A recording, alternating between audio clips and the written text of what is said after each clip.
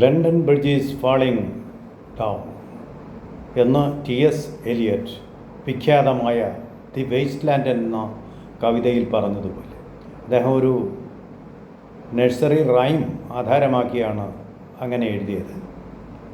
ഇപ്പോൾ നമുക്ക് പറയാൻ സാധിക്കും unipolar world is falling down എന്ന് ഉറപ്പിച്ചും പറയാൻ കഴിയും.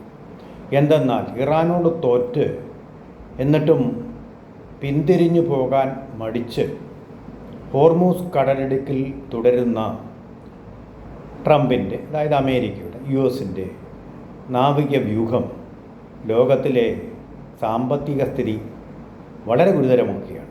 എണ്ണവിലയുടെ വർധനയിലൂടെ അത് ലോകത്തിൻ്റെ തന്നെ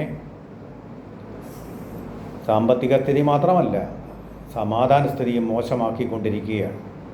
ഇറാനോട് തോറ്റതിന്, അങ്ങാടിയിൽ തോറ്റതിന് അമ്മയോട് എന്ന് പറയുന്നത് പോലെ ഉള്ളൊരു സ്ഥിതിവിശേഷമാണ്. അമേരിക്കയുടെ ആയുധങ്ങളെല്ലാം തീർന്നു, ഇനി ഒരു 2 വർഷത്തേക്ക് അടരാടാനുള്ള ആയുധങ്ങൾ തങ്ങൾക്കുണ്ടെന്നാണ് ഇറാൻ പറഞ്ഞുകൊണ്ടിരിക്കുന്നത്. നിജാവസ്ഥ എന്തായാലും ഇപ്പോൾ ലോകം ആകപ്പാടെ അമേരിക്കയുടെ ഈ കൊടുത്ത പണിയുടെ ഒരു ഫലം അനുഭവിച്ചുകൊണ്ടിരിക്കുകയാണ്. ഈ ഒരു അവസ്ഥയിലാണ് നമ്മുടെ ഇന്ത്യയിൽ, ഡൽഹിയിൽ 12-13 തീയതികളിൽ ലോകത്തിലെ അമേരിക്ക കഴിഞ്ഞാൽ ഏറ്റവും ശക്തരായിട്ടുള്ള ചൈന, പീപ്പിൾസ് റിപ്പബ്ലിക് ഓഫ് ചൈനയും അതുപോലെ തന്നെ റഷ്യയും ഇന്ത്യയും കൂടി ഒന്നിക്കുന്ന ഒരു സമ്മേളനം ഡൽഹിയിൽ നടക്കുന്നത് ഒരു ഉച്ചകോടിയാണ്. ബ്രിക്സ് ഉച്ചകോടി. ബ്രിക്സ് എന്ന് പറയുമ്പോൾ അതിൽ ബ്രസീലുണ്ട്, റഷ്യയുണ്ട്, ഇന്ത്യയുണ്ട്, ചൈനയുണ്ട്, സൗത്ത് ആഫ്രിക്ക. പക്ഷേ അതുകൊണ്ട് മാത്രം തീരുന്നില്ല. അതിനകത്ത് തന്നെ ഈജിപ്റ്റുണ്ട്, എത്യോപ്യ ഉണ്ട്, ഇറാൻ ഉണ്ട്, UAE ഉണ്ട്, സൗദി അറേബ്യ ഉണ്ട്, അതുപോലെ തന്നെ ഇറാൻ. ശത്രു രാജ്യങ്ങളുടെ ഒരു ഉച്ചകോടിയാണ്. ഇത് നയതന്ത്രം വളരെ പ്രധാനമാണ്. ഇറാനുണ്ട്, അല്ലാതെ ഈ യുദ്ധത്തിലെ പ്രധാനപ്പെട്ട ഒരു പ്ലെയറായിരുന്ന ഇറാൻ ഇതിൽ വരുന്നുണ്ട്. അതുകൊണ്ട് തന്നെ സംശയത്തിൻ്റെ ദൃഷ്ടിയിലായിരിക്കും അമേരിക്ക അത് വീക്ഷിച്ചുകൊണ്ടിരിക്കുന്നത്. അത് വളരെ പ്രധാനപ്പെട്ട ഒരു കാര്യമാണ്. അവിടെ വാസ്തവത്തിൽ അവിടെ ഹോർമൂസിൽ അവർ നങ്കൂരമടിച്ചിരിക്കുന്നത് ഇന്ത്യയിലേക്കുള്ള എണ്ണ നീക്കം തകരാറിലാക്കാൻ വേണ്ടി കൂടിയാണ്. കാരണം ഇന്ത്യയാണ് ലോകത്തിൽ ഇന്ന് ഇപ്പോഴും ഈ നിമിഷവും ഏറ്റവും വേഗത്തിൽ വളരുന്ന സാമ്പത്തിക ശക്തി. അപ്പോൾ വെനസ്വേലയിൽ നിന്ന് അവരുടെ ഭരണാധികാരിയെയും ഭാര്യയെയും പിടിച്ചുകൊണ്ടുപോയിട്ട് അവിടുത്തെ എണ്ണ മുഴുവൻ അമേരിക്ക സ്വന്തമാക്കി ഭദ്രമാക്കിയിട്ടുണ്ട് സ്ഥിതി. എന്നിട്ട് ഇന്ത്യയുടെ കടലിടുക്കിൽ വന്നിട്ട് ഇന്ത്യയുടെ തൊട്ടടുത്തുള്ള ഇന്ത്യയുടെ എണ്ണ വ്യാപാരത്തിൻ്റെ ഏതാണ്ട് 60% വരുന്ന കടലിടുക്കിൽ വന്ന് കിടപ്പാണ്. ഇന്ത്യയിലേക്കുള്ള എണ്ണയുടെ കപ്പൽ ഗതാഗതം തടയാൻ വേണ്ടിയിട്ട്. അതിന് വേണ്ടിയിട്ടുള്ള ആസൂത്രണം നീക്കം. അങ്ങനെയെങ്കിലും ഇത് ഒന്ന് തടയിടാൻ കഴിയുമോ എന്നാണ്. പക്ഷേ ഇതുവരെയായിട്ട് ഉള്ള നങ്കൂരമിടൽ കൊണ്ടൊന്നും സംഭവിച്ചിട്ടില്ല. ഇന്ത്യ ആ വളർച്ചയുടെ വേഗം തുടർന്നുകൊണ്ടിരിക്കുകയാണ്. അതിദ്രുതമായി പോകാനുള്ള ശ്രമത്തിലാണ് ഇന്ത്യ. അതിൻ്റെ ഫലമായിട്ടാണ് ചൈനയുമായിട്ട് സമാധാനം, അതിർത്തിയിൽ സമാധാനം എന്നുള്ള ഒരു ലക്ഷ്യം അജിത് ഡോവൽ ചൈനയിൽ പോയി ചൈനീസ് വിദേശകാര്യമന്ത്രിയെ കണ്ട് സാധിച്ചെടുത്തത്. റഷ്യയിൽ അതുപോലെ റഷ്യയുമായിട്ട് വമ്പിച്ച വ്യാപാരത്തിനുള്ള എല്ലാ ഗ്രൗണ്ട് സിസ്റ്റം, അതായിട്ടുള്ള അടിസ്ഥാനപരമായിട്ടുള്ള കാര്യങ്ങളെല്ലാം ചർച്ച ചെയ്ത് തീരുമാനിച്ച ശേഷമാണ് എസ് ജയശങ്കർ ഇന്ത്യയിലേക്ക് മടങ്ങുന്നത്.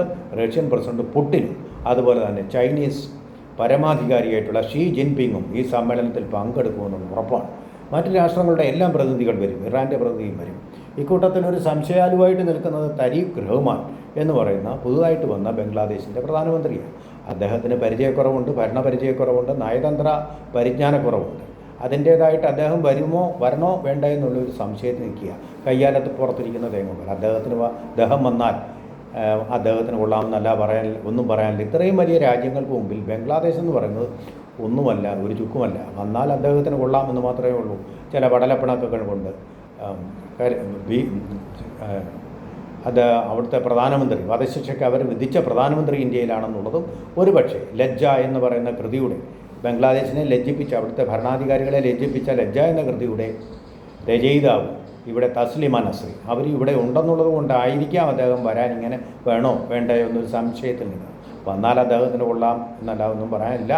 ഈ ഒരു സമ്മേളനം തീർച്ചയായിട്ടും അമേരിക്കയുടെ യൂണിപോളാരിറ്റി എന്ന് പറയുന്നത് ഏകധ്രുവ ലോക നായകൻ എന്നുള്ള ആ പദവിയെ ചോദ്യം ചെയ്യുകയും അതുപോലെ തന്നെ പ്രധാനപ്പെട്ട രാഷ്ട്രങ്ങളായിട്ടുള്ള ചൈന, റഷ്യ, ഇന്ത്യ തമ്മിലുള്ള സൗഹൃദം എന്ന് പറയുന്നത് വാണിജ്യം സുഗമമാക്കാൻ വേണ്ടി പരസ്പരം മത്സരിക്കാതിരിക്കാൻ വേണ്ടിയിട്ടുള്ള ഒരു അന്തരീക്ഷം, ഒരു ഇക്കോസിസ്റ്റം സൃഷ്ടിക്കും.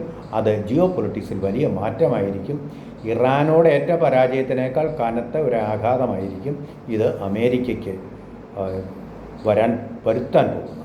അതിൽ ഏറ്റവും പ്രധാനമായി സംഭവിക്കാൻ പോവുക ഡോളറിൻ്റെ ഡോളറൈസേഷനാണ്. ഡോളർ മാത്രമേ ലോക വ്യാപാരത്തിന്, അത് അമേരിക്കയുടെ ഡോളർ മാത്രമേ ലോകമെങ്ങുമുള്ള വ്യാപാരത്തിന് ഉപയോഗിക്കാവൂ എന്നുള്ള ആ ക്രമം ഒന്ന് മാറാൻ പോവുകയാണ്. ആ ഏക ധ്രുവ ലോക സങ്കല്പം ഒന്ന് ക്ഷീണിക്കാൻ പോവുകയാണ്. പെട്ടെന്നങ്ങ് തീരുമെന്നൊന്നുമല്ല, പക്ഷേ മറ്റ് ഡോളറുകളിൽ, മറ്റ് നാണയങ്ങളിലൊക്കെ തന്നെ വ്യാപാരം നടക്കാൻ പോവുകയാണ്. അങ്ങനെ ക്രമേണ അമേരിക്കയുടെ മൊത്തത്തിലുള്ള കുത്തക അവസാനിക്കാനും ഉള്ള ഒരു ചുവടുവയ്പ് കൂടിയാണ് ഈ ഡൽഹിയിൽ നടക്കുന്ന സമ്മേളനം. വളരെയധികം നയതന്ത്രജ്ഞതയോടുകൂടി തന്നെയാണ്, വളരെയധികം ബാലൻസ് ചെയ്യുന്ന രീതിയിൽ തന്നെയാണ് ഇന്ത്യയുടെ ഭരണകൂടം ഇത് മുന്നോട്ട് കൊണ്ടുപോകുന്നത്. ഇന്ത്യയുടെ വലിയൊരു വിജയമായിരിക്കും. അതുകൊണ്ടാണ് കോക്രോച്ച് പാർട്ടിക്കും രാഹുൽ ഗാന്ധിക്കുമൊക്കെ ഇപ്പോൾ അസ്വസ്ഥതയുള്ളത്. ഇതെങ്ങനെയെങ്കിലും ഒന്ന് പൊളിക്കണമെന്നൊരാഗ്രഹം അവർക്കുണ്ട്. പക്ഷേ ഒന്നും നടക്കാൻ പോകുന്നില്ല. ഒരു ഈച്ചയും കുറുക്കു പറക്കാതെ, ഒരു പാറ്റയും കുറുക്കു പറക്കാതെ ഈ കാര്യങ്ങൾ നടത്താൻ പ്രാപ്തിയുള്ള ഒരു ഗവൺമെൻറ്റാണ് ഇന്ത്യ ഭരിക്കുന്നത്.